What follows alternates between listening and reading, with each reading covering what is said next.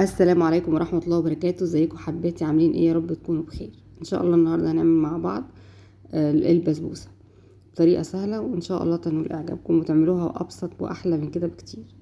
معايا هنا نص كوباية من السكر، حطيت عليها حوالي معلقتين من المية وهرفعهم على النار واعصر عليهم ليمون، نص ليمونة، وشعرة فانيليا عشان عايزة عسل تقيل.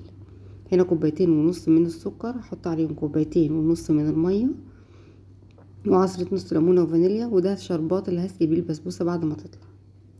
معايا 100 جرام من الزبدة، معايا فانيليا، معايا 50 جرام من جوز الهند، معايا ذرة من الملح، معايا نص كوباية من السكر الخشن عادي ومية للعجن، ومعايا حوالي 480 جرام من البسبوسة عادية ما فيهاش اي اضافات.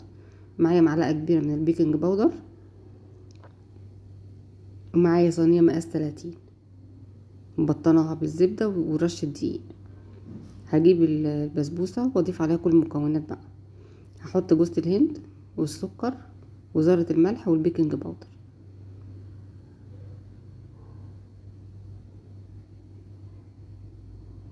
واقلبهم مع بعض. طبعا انا هكون رافعه على الشربات اللي هي نص كوبايه السكر، هرفعها على النار عشان انا عايزاها عسل تقيل. واسيح الزبده لان هضيفهم واستخدمهم في العجين. طبعا احنا ضايفين نص كوبايه سكر عادي، سنترفيش عادي كده. احنا سيحنا عملنا العسل التقيل، مسيحين الزبده هنضيف عليها ونعجنها بقى. نضيف الميه بالتدريج على حسب ما تاخد، حبه بحبه كده. وطبعا نلف فيها، احنا ما بنعجنهاش لان البسبوسه ما بتعجنش، احنا نحاول ان احنا بس نلمها كده لحد ما تبقى عجينه مش سايله طبعا، تبقى لا هي ناشفه ولا هي سايله، حبه بحبه، حبه ميه حبه بحبه بالشكل ده.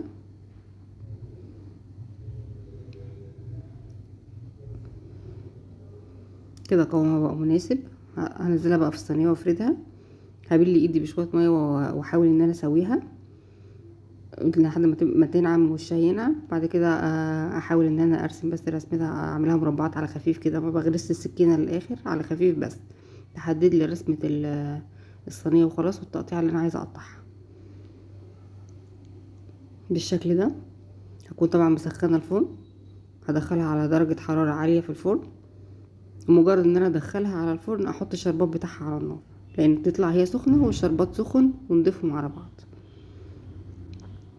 كده. حطينا الشربات وحطيت عليه معلقه من الزبده كمان، او قطعه صغيره يعني مش معلقه كبيره ولا حاجه، قطعه من الزبده.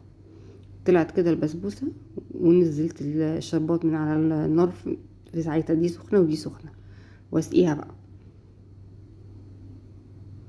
كده ما شاء الله. بسم الله الرحمن الرحيم.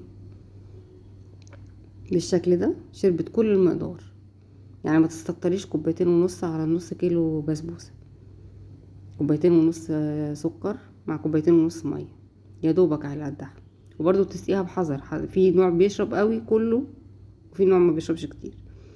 واتمنى منكم الاشتراك واللايك، والى اللقاء في فيديو جديد.